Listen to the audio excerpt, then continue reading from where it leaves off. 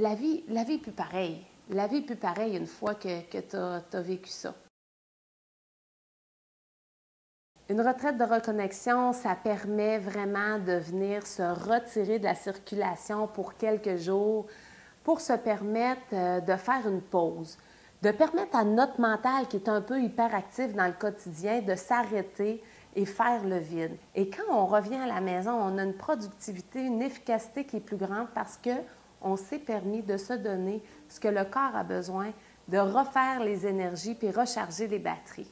Le moment dans ma vie où moi, une retraite comme ça a fait toute la différence, en fait, c'est l'année dernière. J'étais dans une période de ma vie où c'était vraiment difficile. En fait, je savais là, que j'avais des décisions à prendre, hein, parce qu'à l'intérieur, je le sentais.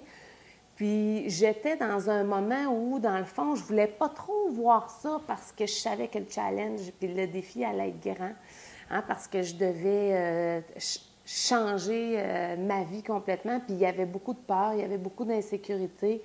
Alors, dans ma tête, là, ça se mélangeait, hein, parce qu'à l'intérieur de moi, il y avait quelque chose qui me disait, écoute, Betty, là, il faut que tu fasses quelque chose, là, ça ne peut plus continuer comme ça. Puis mon corps me parlait aussi.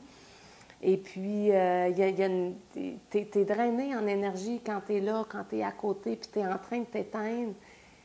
Et de l'autre côté, il y avait une petite voix à l'intérieur de moi qui savait exactement ce qu'il fallait qu'elle fasse, mais qui avait pas nécessairement le courage, ou en tout cas, ne savait pas encore comment se prendre. Et puis, d'aller faire une retraite comme ça, de me retirer de la circulation,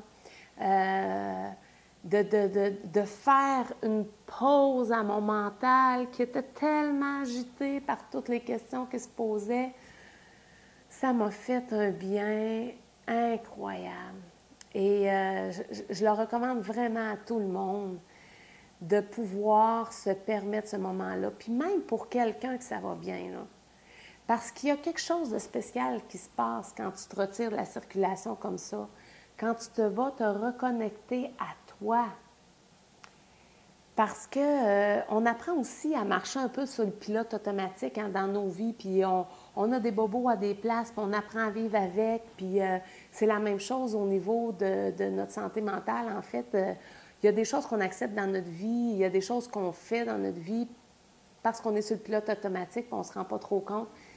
Mais le bien que ça fait de se reconnecter à soi, parce que là, il y a toute une lumière, il y a une paix d'esprit, il y a une légèreté qui arrive dans ton cœur quand tu fais ça. Alors moi, c'est clair que tout le monde devrait faire, se permettre de choisir, se permettre d'aller faire un retrait comme ça, comme je dis, de sortir de la circulation pour se permettre une pause.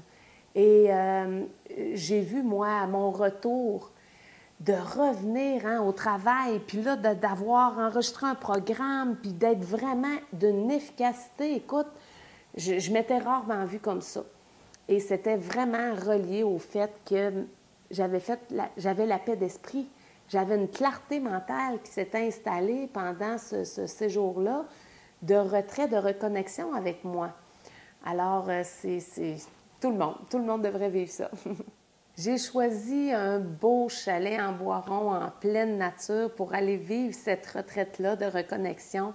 Alors, accès à un spa privé, des sentiers pédestres. Il va y avoir des moments où on va aller marcher. Hein, on va commencer le matin avec une marche méditative.